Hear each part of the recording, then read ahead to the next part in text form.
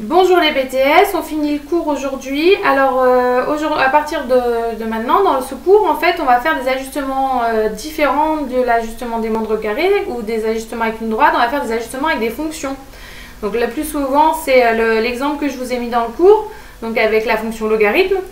Après, je vous ai mis pas mal d'exemples pour vous entraîner à utiliser la calculette. Vous, c'est souvent logarithme, comme les terminales STL au bac.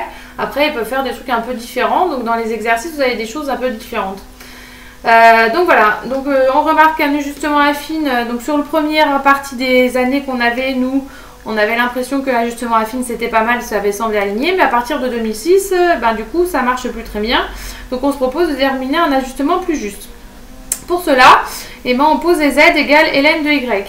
Donc, on a les mêmes valeurs. Donc, j'ai gardé les valeurs. Donc en fait on doit remplir le tableau. Donc vous avez un tableau, hop, vous avez 3 colonnes, on a 1, 2, 3, 4, 5, 6, 70, je les ai là, 90, 115, 140, 170, 220. Donc du coup ça c'est nos trucs de départ qu'on appelle x et y, et nous on veut, donc x, y, i, et nous on veut zi égale ln de yi. Donc il faut savoir que la calculette les calcule d'un coup toute seule. Alors on pourrait faire ln de 70 calculer, ln de 90 calculer, quand on a 6 valeurs ça va, c'est pas trop long. Par contre la calculette elle le fait automatiquement, donc on va le faire avec la calculette, ça sera plus simple et plus précis pour votre droite après de régression. Donc vous allez sur liste 3, donc vous êtes toujours là. Vous allez sur liste 3, il faut bien aller en noir sur liste 3. Et ensuite, vous allez taper, vous voulez en fait le ln de cette colonne-là. Donc, ln de liste 2. Donc, quand vous êtes bien en noir sur liste 3, vous allez taper ln. Et votre liste 2, elle se trouve ici. Donc, shift, je ne vais pas te faire de bêtises, sur le 1. Donc, j'ai écrit ln, liste, et je vais marquer 2. Et une fois que j'ai fait ça, dans cette colonne-là, ça va me calculer le ln de toute la liste 2. C'est assez magique. Donc voilà. Et donc du coup, après, vous complétez, ils nous ont pas dit au millième. Ok.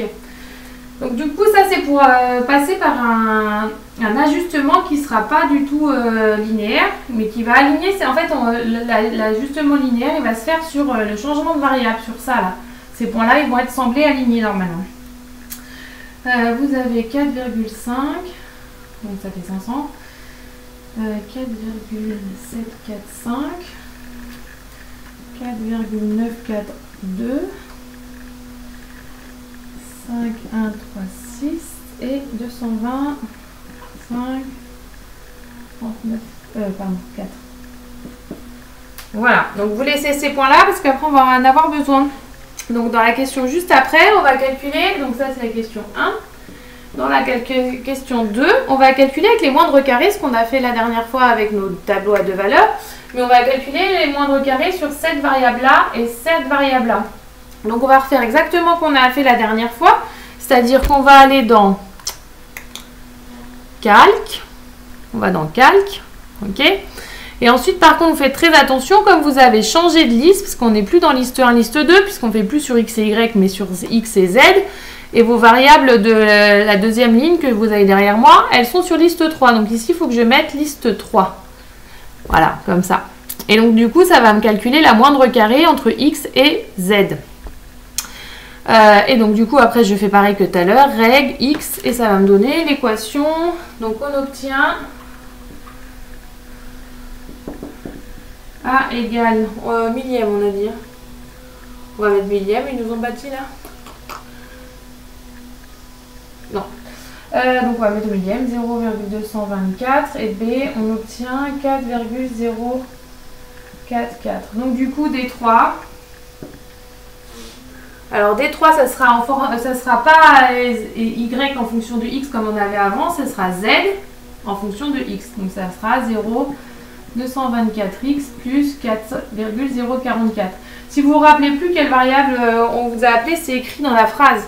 Déterminer l'équation de la droite D3 de Z en X. Donc forcément, c'est Z en fonction de X. Ensuite, vous avez la phrase d'après. L'étape d'après, en fait, vous avez deux formes pour Z. Donc je vais les réécrire, mais je vais vous montrer. Donc vous avez Z égale ça. Donc je vais le réécrire. Et z égale ça. Et nous, on va essayer, parce que nous, z, en fait, c'est juste une étape intermédiaire entre nos deux variables. Les deux variables qu'on veut étudier, c'est x et y. Donc z, elle ne nous sert à rien. Nous, on veut vraiment une chose, enfin, une approximation de y en fonction de x. Donc je vais réécrire, j'ai z égale ln de y, et j'ai z égale 0,224x plus 4,044. Donc ça veut dire que ces deux choses-là sont égales. Donc j'écris ln de y égale 0,224x plus 4,044. Je fais un exponentiel, donc c'est toujours pareil, vous allez voir. Voilà, et donc du coup j'ai y égale e,224x plus 4,044. Des fois il nous demande de nous arrêter là, des fois on doit aller plus loin, donc là j'ai fait exprès, j'ai demandé plus loin, parce qu'en fait on ne veut pas cette forme-là, des fois on vous demande rien, on vous demande juste y en fonction de x, c'est bon, on s'arrête. Mais là ils veulent y avec alpha e de bêta t. Donc du coup ça veut dire que, alors j'ai déjà presque le bêta, enfin le bêta je l'ai. D'ailleurs c'était, j'ai mis x moi. Oui c'est, ouais, alors je me suis trompée dans le, c'est y égale alpha e de bêta x. Hein. J'ai mis un t, c'est un x. Alors pour faire ça, en fait il faut décomposer l'exponentiel.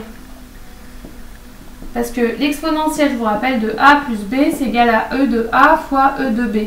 Donc ça veut dire que c'est l'exponentiel de ça fois l'exponentiel de 4,044. Comme on veut les arrondir à 10 moins 2, il me semble, j'ai vu ça quelque part, au centième. Du coup, j'espère que j'écris pas trop bas, ça fera... Alors, je calcule e de 4,044.